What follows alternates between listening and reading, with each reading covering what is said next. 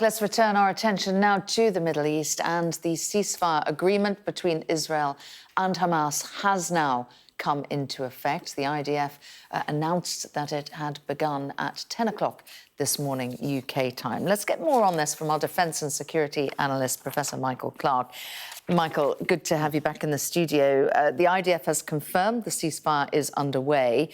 Netanyahu, though, still saying that IDF forces will remain in Gaza. So what do we understand this ceasefire to actually mean, and what does the withdrawal mean? Well, Sam, it's a two-stage process, well, actually a three-stage process, but the first two stages are that they've withdrawn to some immediate lines that were agreed, which would still leave them in control of over 50%, about 57% of the Gaza Strip. So that withdrawal took place effectively overnight. They put themselves in the right position to withdraw. I mean, we're talking about a very small area here. I mean, the narrowest point, it's only just over 3 miles wide. So they withdrew to, that's the yellow line, the initial IDF withdrawal line, and you'll see it leaves them quite a lot more territory in the south in control of, because it's the south that they worry more about in security terms.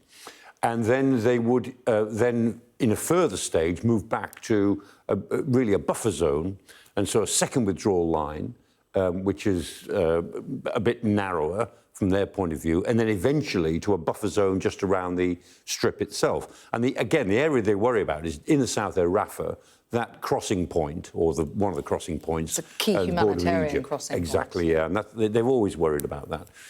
So that's what they propose. The crossing points ought now to be open. The United Nations has been calling all morning for the opening of all the crossing points, because there's 170,000 tonnes of humanitarian aid, food, medicines, shelter, that's been waiting to go for a long time. And that should really step up. Yeah, 3 months of supplies. And it's sitting there outside the zone, hasn't been allowed in.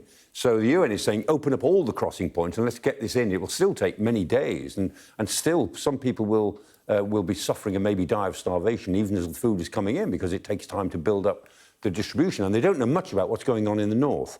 The UN says we're pretty sure we know what's happening in the south, but the north is a bit of a closed book at the moment, where the IDF has been operating, so they don't know how bad it might be as and when they get into there. And then there's some other international things going on. So there is supposed to be a commission put together from the United States, Qatar, Turkey and Egypt to find some of the remains of the hostages who will be returned, because they don't quite know where everybody is. And so some group of officers will have to go and investigate. And then the Americans say that they've got 200 troops coming into Israel from CENTCOM, Central Command, who are logistics specialists, engineers, civil affairs people, and they will act as the coordination centre for this stabilisation force, whatever that turns out to mean. So they're setting up a centre, and they're doing that now as we speak. They're arriving now.